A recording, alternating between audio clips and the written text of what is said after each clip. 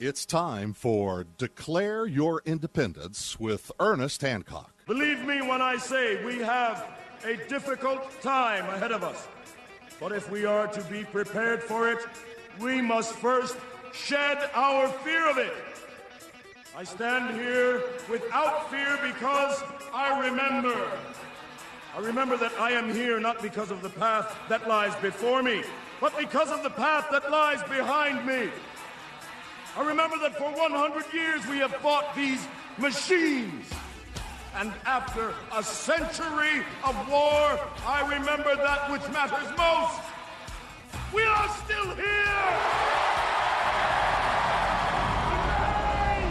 Let us make them remember. We are not afraid!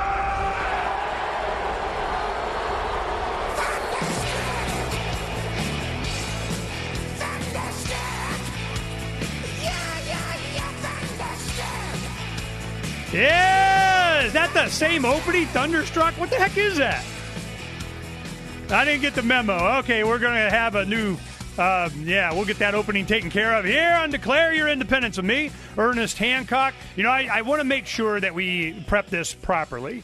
You know, we have an entirely new generation that's coming up to the bad guys.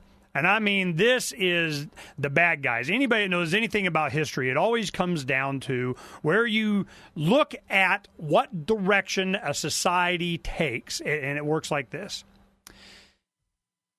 What is rewarded and what is punished? What is rewarded now is compliance, capitulation, bend over, take it. Do it, you know, okay, you're allowed to go through the King's checkpoint as long as you present yourself naked. Now, you think back in medieval times or Nazi times or Stalin times or Mao times or Pol Pot times or whatever times, and you go, you know, what do we do when we go through a checkpoint? Well, it's the same kind of stuff, you know. If it always got to the point to where they got to frisk you, they took advantage of the women, because they can. Well, now technology allows them to do that very thing. And if you don't comply, opt out, opt out, opt out, opt out, and everybody gets, grope you.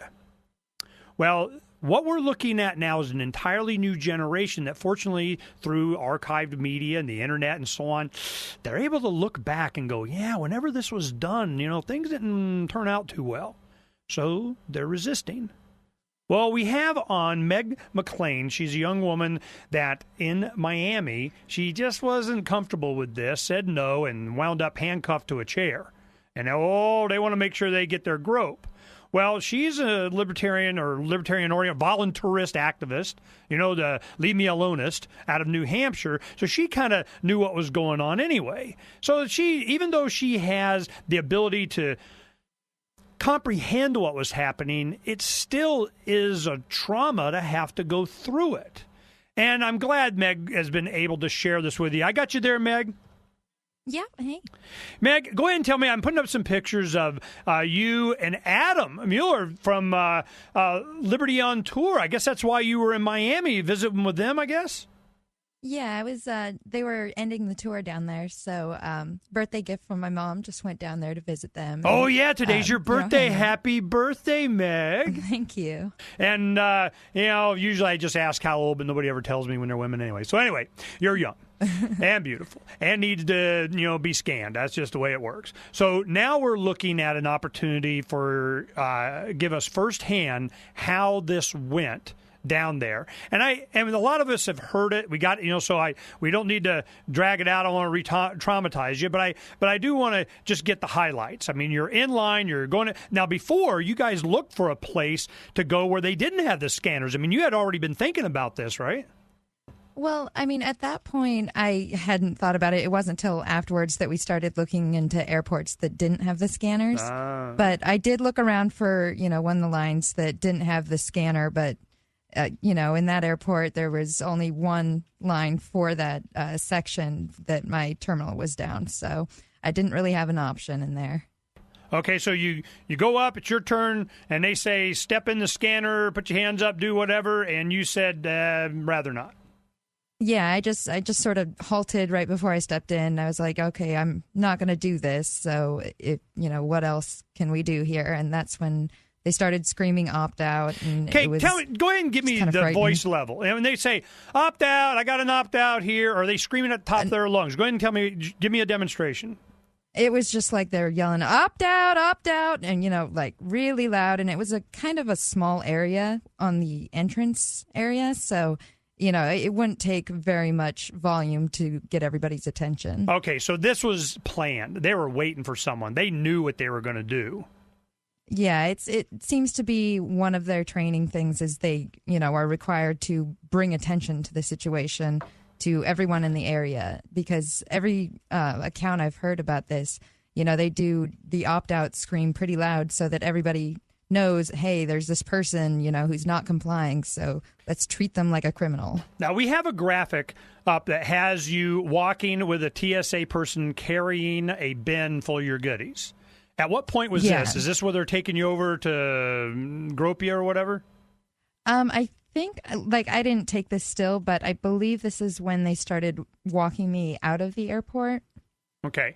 Now, what I want to understand is once they scream and opt out, at that point, the attention came to whom? I mean, is it the local police, Miami police, or is it other TSA? Did they bring in SWAT teams? How many people? Who were they?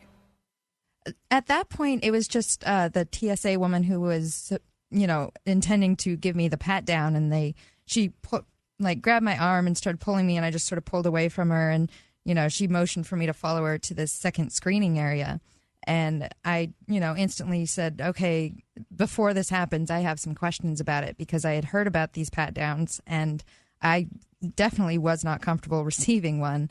And some more things that I've heard lately, it just gets more and more ludicrous to me. And so I'm kind of even though I never really outright refused the pat down, I am sort of happy that it never happened, because some of the things I've heard. Well, we have stories now. I mean, we have it up on freedomsphoenix.com today.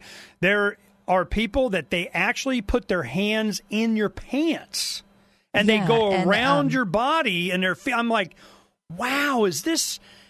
I don't even understand the reasoning. I'm without explanation of what they're trying to portray. What do you think it is? What was the impression you got? You're just going to comply or die, or what? Yeah, it was like the moment I asked a question about it, they instantly became combative with me, because they thought I was, saying, stop, I'm not doing it, when I was really saying, okay, hold on, I have some questions because I'm a bit uncomfortable and I want to know what's going to happen to me. Yeah, I want to make sure there's not, penetration or something. I mean, I'd like to know before somebody starts putting their hands all over me. Yeah, and one of the things that I brought up when the TSA posted the videos, and there's this huge, gap in the security screening coverage, somebody brought up the point that he was obviously not happy with what I was doing or anything, and I think he said he was a TSA agent, but he brought up the fact that, well, we have those, spaces within our video coverage just in case somebody has to lift up your blouse while they're doing that. And I was like, you're going to undress me in public in front of people, but not on camera? That's sick. I'm so happy that didn't happen to me, but if that's your excuse for not having video coverage, that's really sad. Okay, so when did you start having additional officers come? Once you start asking questions, I mean, at the peak of the attention, they said, ooh, the show's over here. So how many people eventually wound up being around you? Well, at some point when the supervisor came over, she didn't talk to me very long and ran off and called the cops, and cops started showing up, and over the course of time I sat there counting them, and there was 12 total that showed up. Now, this is Miami police? I believe they were Bauer. It was in Fort Lauderdale. Okay, but it was municipal police, the local police department.